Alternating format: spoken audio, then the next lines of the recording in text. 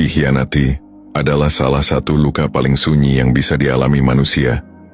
Bukan karena sakitnya terlihat, tapi karena perihnya mengendap, diam-diam menghancurkan kepercayaan. Yang dulu bilang sayang, kini menusuk dari belakang. Yang dulu berjanji tak akan pergi, kini justru menghilang tanpa jejak. Dan kita cuma bisa duduk diam, memeluk luka yang bahkan tidak bisa dijelaskan ke siapapun. Tapi disinilah titik pentingnya. Karena ketika kita dikhianati, kita selalu dihadapkan pada dua pilihan, mengamuk dan membalas dengan dendam, atau diam dan membalas dengan cara yang lebih dalam.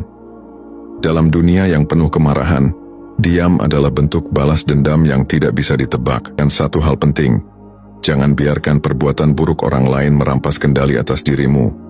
Pengkhianatan bukan tentang kamu yang kurang berharga. Pengkhianatan adalah cermin yang memperlihatkan siapa mereka sebenarnya, bukan siapa kamu sebenarnya. Maka jangan buru-buru menghapus air mata. Biarkan luka itu berbicara sebentar. Biar hatimu belajar mengenali siapa yang layak diberi tempat, dan siapa yang selama ini hanya numpang nyaman. Karena saat kamu mulai merespon dengan tenang, bukan dengan kemarahan, kamu sedang menciptakan ruang yang luas untuk sebuah penyesalan yang pelan-pelan akan menghantui dia. Bukan karena kamu membalas, tapi karena dia sadar. Dia menghancurkan satu-satunya orang yang tetap memilih bertahan bahkan saat disakiti.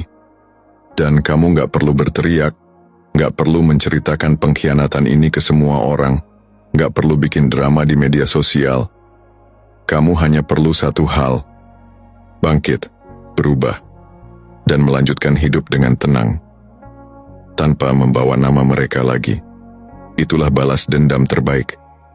Ketika hidupmu berjalan maju, dan hidup mereka terjebak di belakang, dihantui pertanyaan, kenapa dia nggak membalas?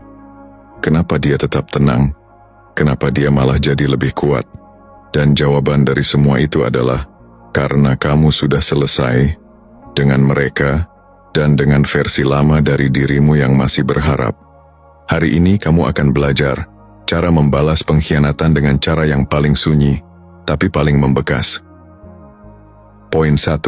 Hancurkan ilusi mereka. Dengan tidak mengejar orang yang mengkhianati kita, seringkali tidak siap menghadapi satu hal: ketenangan kita. Mereka berharap kita akan meledak, meratap, mengejar, atau memohon agar tidak ditinggalkan. Karena dalam kepala mereka merasa superior.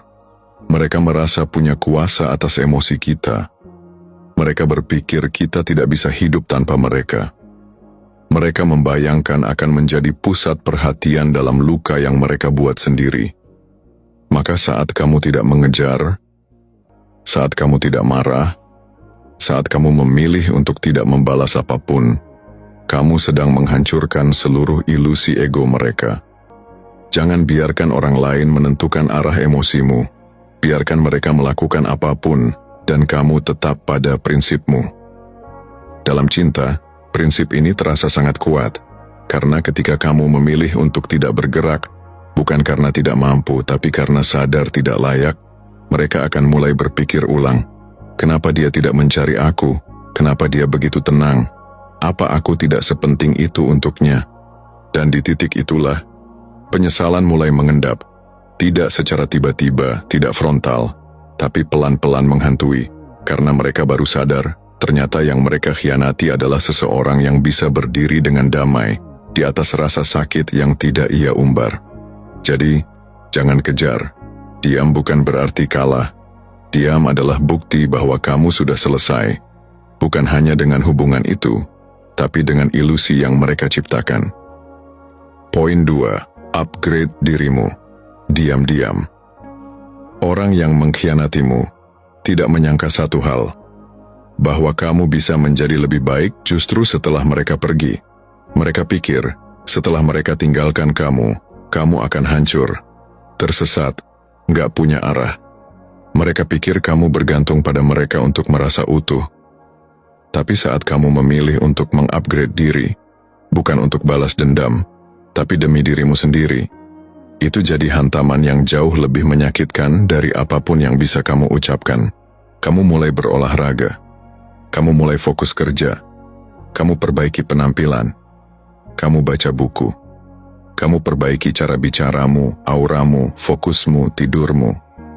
Tanpa kamu sadar, energi yang tadinya kamu pakai untuk memikirkan mereka, kamu alihkan untuk membangun dirimu.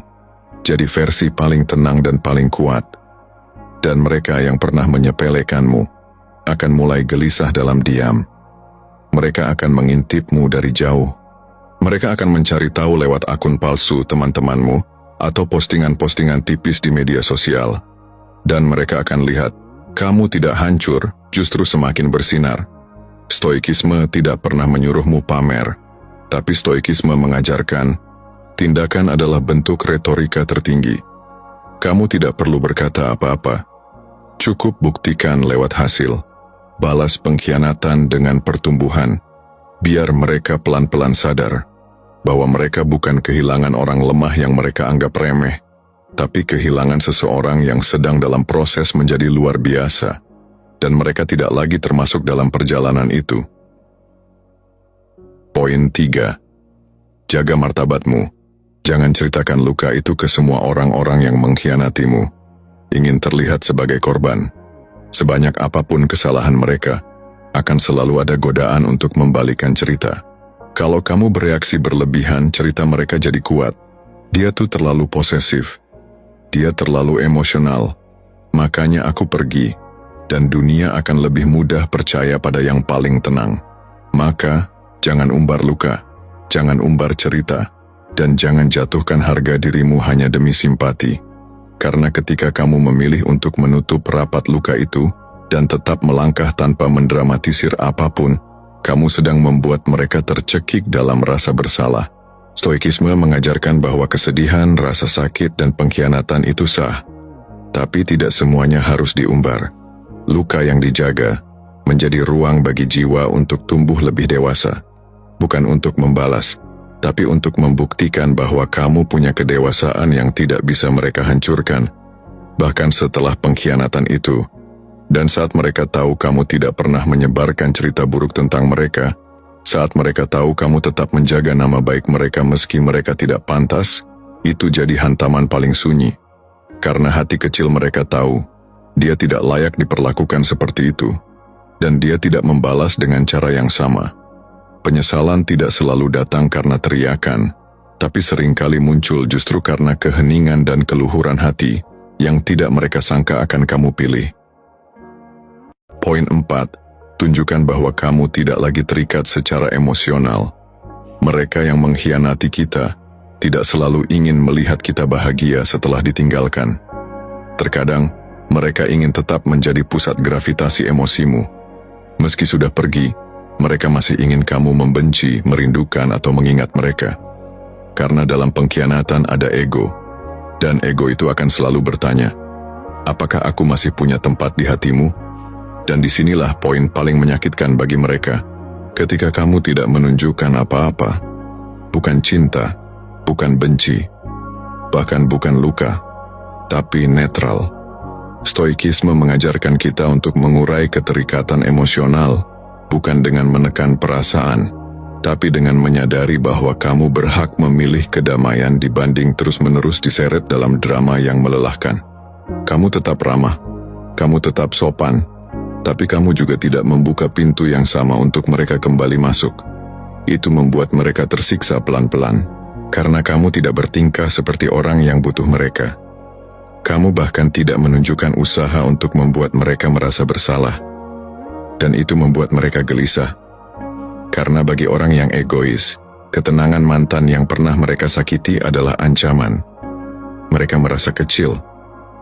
Mereka merasa tidak penting lagi. Dan itu menyiksa.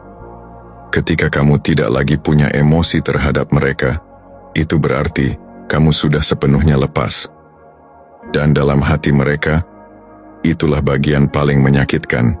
Aku tidak punya kendali apa-apa atas dia lagi. Poin 5. Bangun kehidupan yang tidak mereka ketahui. Lagi, kalau kamu benar-benar ingin membuat orang yang mengkhianatimu dihantui penyesalan, jangan hanya fokus menunjukkan bahwa kamu bahagia, tapi tunjukkan bahwa kebahagiaanmu sudah tidak ada hubungannya dengan mereka lagi. Kamu tidak perlu pamer, kamu tidak perlu update story setiap hari. Kamu hanya perlu satu hal, menjadi misteri. Jangan biarkan mereka tahu kamu sedang di mana. Jangan biarkan mereka tahu siapa yang ada di dekatmu sekarang. Jangan biarkan mereka tahu isi kepalamu, isi harimu, dan isi hatimu.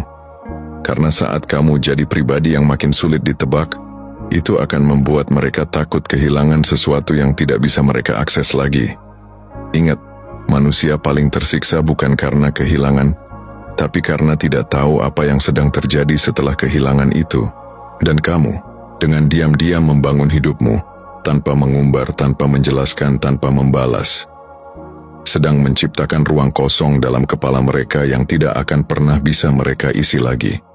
Dan disitulah penyesalan akan tumbuh, karena mereka sadar, bukan hanya kehilangan dirimu, tapi kehilangan hak untuk tahu tentang hidupmu. Poin 6. Jangan pernah membalas dengan cara yang sama.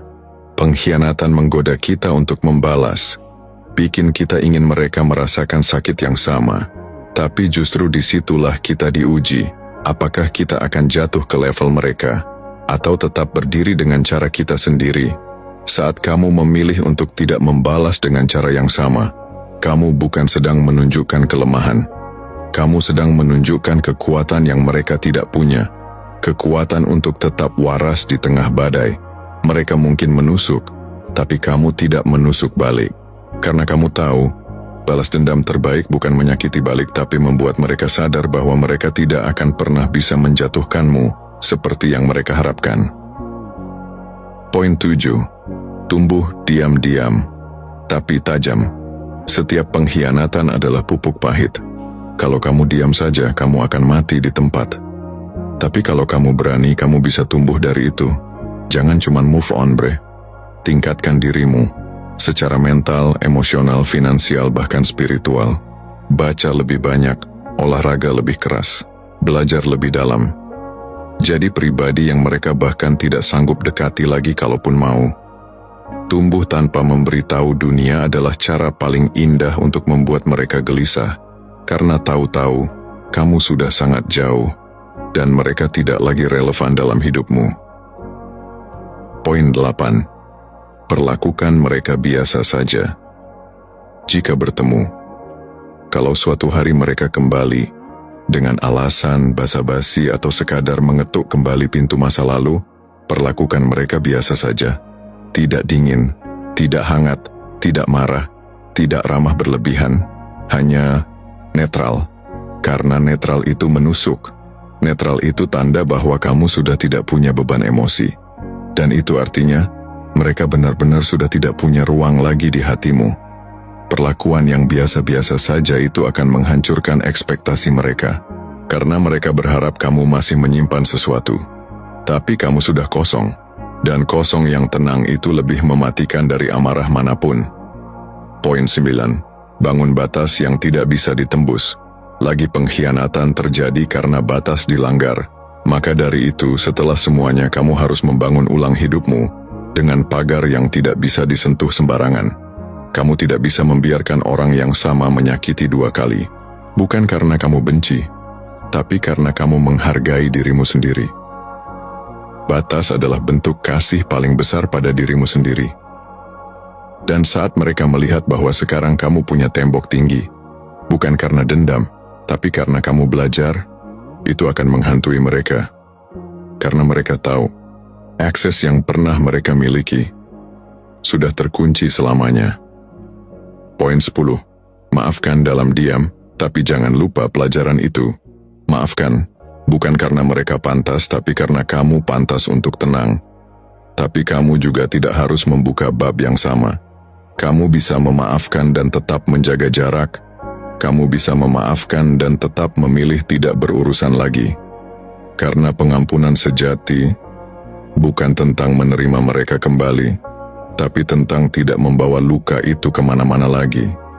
Dan ketika kamu hidup dengan damai, tanpa membawa trauma, tanpa kebencian, kamu sudah menang jauh. Dan bagi mereka yang mengkhianatimu, rasa bersalah itu akan tumbuh. Karena mereka tahu kamu tidak membalas, kamu tidak membenci, tapi juga tidak pernah memberi kesempatan lagi. Balas dengan level baru yang Tak bisa mereka sentuh orang yang mengkhianatimu.